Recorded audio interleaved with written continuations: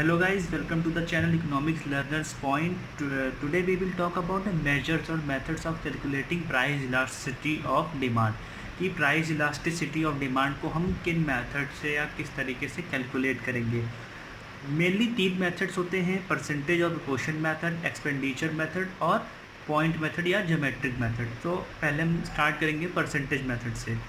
In this method, price elasticity of demand is measured by the ratio of percentage change in the quantity demanded to a percentage change in the price of the commodity.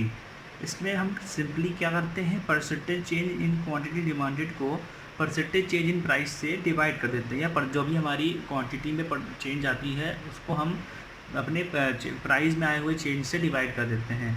ठीक है. Now what is the formula, और ये formula देखते हैं. EP, that is price elasticity, equals to change in quantity demanded divided by initial quantity. Change in quantity demanded divided by initial quantity multiplied by 100 divided by change in price upon initial price multiplied by 100. That is delta Q by Q multiplied by 100 divided by delta P by P multiplied by 100. That is delta Q by Q divided by delta P by P. Now delta Q by Q multiplied by P divided by delta P is equals to delta Q by delta P multiplied by P by Q. So this is our final formula of percentage or proportion method. अब हम देखते हैं यहाँ पे क्या है, कौन सी value क्या है, मतलब ये डेल्टा P का क्या मतलब है. Now what is EP? EP is price elasticity of demand. Q is initial quantity. P stands for initial price. Delta Q is equals to change in the quantity and delta P is equals to change in price. आइए हम एक example करते हैं percentage method का. तो आइए percentage method देखते हैं. Suppose the price of the commodity falls from ₹50 to 40 and quantity demanded increases from 100 units to 150 units. Calculate price elasticity of demand. Suppose करिए कोई एक कमोडिटी है XYZ, जो भी कमोडिटी आप ले लो, उसकी इनिशियल प्राइस 50 थी. ठीक है, उसकी इनिशियल प्राइस 50 थी. किन्हीं फैक्टर्स की वजह से उसकी प्राइस कम होकर 40 हो जाती है, और उसकी इनिशियल क्वांटिटी डिमांडेड थी 100 यूनिट्स. सीधी सी बात है, लॉ ऑफ डिमांड भी कहता है कि अगर हमारी कमोडिटी की प्राइस कम हो रही है तो क्वांटिटी ऑफ डिमांडेड बढ़ जाएगी. तो हमारी यहाँ पे क्वांटिटी डिमांडेड बढ़ के 150 यूनिट्स हो जाती है. इनिशियल प्राइस हमारा 50 था, इनिशियल क्वांटिटी डिमांडेड 100 थी, नया प्राइस 40 है और नई क्वांटिटी डिमांडेड 150 है. Calculate price elasticity of demand. Formula आपको पता ही है, हमें जस्ट फार्मूले में वैल्यूज़ को पुट करना है. सोल्यूशन, अब हमें दिया हुआ है क्वांटिटी 100 दी हुई है, चेंज इन क्वांटिटी निकालेंगे. क्वांटिटी 100 दी हुई है, चेंज इन क्वांटिटी निकालेंगे. That is 150 minus 100. 150 is our new quantity, and 100 is our old quantity. So new minus old is equals to change, and the price equals to 50. So delta, this is our initial price. Delta P, that is our change in price, is equals to new minus old. New price minus old price is equals to change in price. तो अब हम फॉर्मूले में put करेंगे. Therefore price elasticity is equals to change in Q by change in P multiplied by P by Q. 50 by 10 into multiplied by 50 by 100, that is 2500 by 1000 is equals to 2.5. Here price elasticity is 2.5, which is elastic demand. It is highly elastic demand, not perfectly elastic, but it is highly elastic. Now total expenditure method. Total expenditure method क्या होता है, ये भी एक other method है price elasticity calculate करने के लिए. तो आइए देखते हैं. Price elasticity of demand can be measured by considering the change in total expenditure incurred on a commodity as a result of change in the price of the commodity. Total expenditure is equals to price into quantity. जब हम किसी commodity पे expenditure करते हैं एक price पे और दूसरे प्राइस पे, लाइक मान लीजिए जिसकी प्राइस चेंज जाती है उस पर एक्सपेंडिचर करते हैं, तो उसकी जो कंपैरिजन करते हैं, उसकी कंपैरिजन से हम उन दोनों एक्सपेंडिचर्स को कंपैरिजन से हम क्या है कि अपना इलास्टिसिटी का पैटर्न निकाल सकते हैं. तो let's C.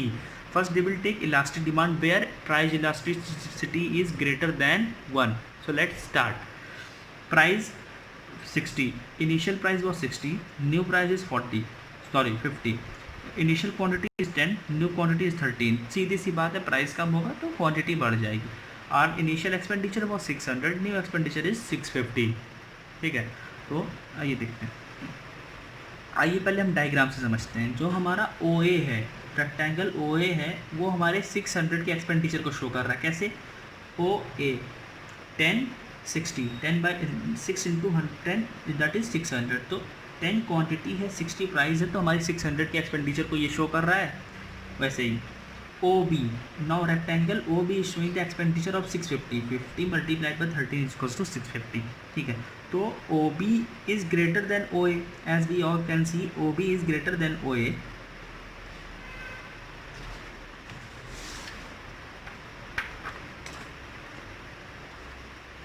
The area of OB is the area of OB is greater than the area of rectangular OA. Thus, demand curve D1 is elastic between A and B.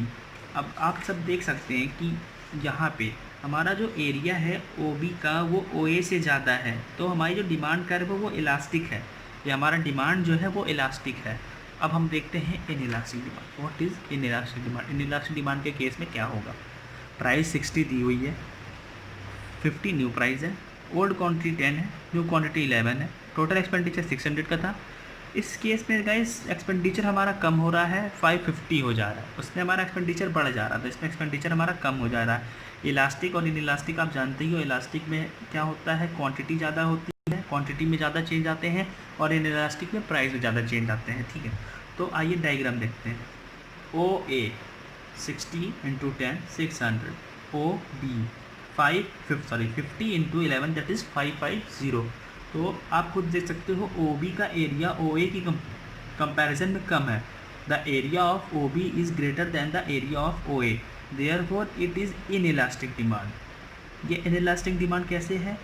क्योंकि हमारी यहाँ पे जो प्राइस की जो हमारी चेंजेस हैं वो हमारी प्राइस में चेंजेस ज़्यादा आ रहे हैं as compare to the change in quantity. और इलास्टिक डिमांड कैसे थी? क्योंकि हमारी वहाँ पे क्वांटिटी में चेंजेस ज़्यादा आ रहे थे as compare to the change in price. So unitary elastic demand. अब यूनिटरी इलास्टिक डिमांड के केस में कैसे करेंगे, आइए देखते हैं। Unitary elastic demand EP is equals to 1। Unitary elastic demand आप सभी को पता है कि the change in the proportionate change in price equals to the proportionate change in quantity. So let's see, P60 Q10 TE 600, P50 Q12 600। हमारी expenditure same है ना, change नहीं हुई। तो आइए अब देखते हैं डायग्राम। ओ ए ओ बी, यहाँ पे क्या है कि हमारा जो एरिया होगा वो ओ ए और ओ बी दोनों का एरिया बिल्कुल सेम होगा, क्योंकि हमारी जो प्रोपोर्शनेट चेंज है वो एकदम इक्वल आ रही है, एग्जैक्ट सेम चेंजेस आ रहे हैं। देयरफॉर हमारा जो दोनों रेक्टेंगल्स होंगे उनके एरियाज इक्वल होंगे, इसलिए हमारी ये यूनिटरी इलास्टिक डिमांड होगी। और हमारे यहाँ पे इलास्टिसिटी की डिग्री होगी वो EP is equals to 1। The demand curve D3 is rectangular hyperbola with rectangles OA and OB being equal in areas, showing that a change in the price of the commodity does not bring about a change in the total expenditure। मतलब आपने खुद ही देखा कि हमारी price में भले ही change हो रहा है, क्वांटिटी में भी चेंज हो रहा है, लेकिन हमारा एक्सपेंडिचर वही है। क्योंकि हमारी प्राइस कम हो गई तो हमारा उसी के कंपैरिजन में हमारी उतने ही रेशियो से क्वांटिटी हमारी बढ़ गई, तो अब फिर से हमारा वो बैलेंस बना हुआ है। तो ये यूनिटरी इलास्टिक डिमांड होगी, ठीक है। अब हम आते हैं पॉइंट मेथड पे। ज्योमेट्रिक मेथड में guys only we can find elasticity only in 3 cases, elastic, unitary elastic and inelastic. Now let's see what does the point method says. Point method का फॉर्मूला बहुत सिंपल है, line segment below the point on the demand curve divided by line segment above the point on the demand curve. अब हम देखते हैं कि line segment क्या है। मान लीजिए R हमारा पॉइंट है, अभी हम स्ट्रेट लाइन डिमांड कर ले रहे हैं, ठीक है। मान लीजिए R हमारा पॉइंट है, तो ये जो बिलो पॉइंट जो लाइन सेगमेंट की बात कर रहा है ना यहाँ पे, वो है RB, और जो अबव की बात कर रहा है वो है RA। So here R below segment is RE and RA is the above segment, ठीक है। अब हम फॉर्मूले में इसको पुट करते हैं। Price elasticity at point R equals to RB by RA, that is EP greater than 1 because RB more than RA। जितना ही हम ऊपर से नीचे आएंगे उतनी हमारी ऊपर परफेक्टली इलास्टिक, यहाँ पे इलास्टिक होगी, बीच में कहीं यूनिटरी इलास्टिक भी आ जाएगी, फिर इलास्टिक आ जाएगी और परफेक्टली इलास्टिक। तो ये हमारी इलास्टिक डिमांड है। EP greater than 1, EP greater than 1 कब होता है? इलास्टिक डिमांड में। इलास्टिक डिमांड क्या होती है मैंने आपको पहले बता दिया। तो RB मोर देन RA, तो ऐसे ही होगा। अब हम मान लीजिए हमको K पॉइंट पे मेजर करनी है इलास्टिसिटी, ठीक है, हमने K पॉइंट लिया। अब K पॉइंट पे हम क्या करेंगे? वही सेम फॉर्मूला, KB और PK whatever you want to take, BK और KB divided by KB divided by KA, तो KB डिवाइडेड बाय KA। तो आप भी देख सकते हो कि ये सेगमेंट बड़ा है as compare to this one, तो KB लेस देन KA। तो यहाँ पे जो हमारी डिमांड की इलास्टिसिटी होगी ना, वो इनइलास्टिक डिमांड होगी, ये हमारी इनइलास्टिक डिमांड होगी। और अगर हम यहाँ पे आ जाए ना, ओरिजिन पॉइंट पे आ जाए, तो ये परफेक्टली इनइलास्टिक डिमांड हो जाएगी, ठीक है। तो KB less than KA, therefore it is inelastic demand. अब हम आते हैं नॉन लीनियर डिमांड कर्व के केस में क्या करेंगे ये देखते हैं, ठीक है। तो नॉन लीनियर डिमांड कर्व के केस में कुछ नहीं करना है, बहुत सिंपल है। We have to just draw a tangent to the demand curve and at that point where both lines are intersecting each other or getting tangent with each other, on that point we have to measure our elasticity. So let's see, R is a tangent point here. See, we have a demand curve AB और हमने एक अलग demand curve, एक नया demand curve draw किया DB। तो जहाँ पे दोनों डिमांड कर्व इंटरसेक्ट हुए वो है R, और आप देख सकते हो मिडल पॉइंट है। तो और यहाँ पे नॉर्मली यही होता है कि मिडल पॉइंट पे ही इंटरसेक्ट करती है।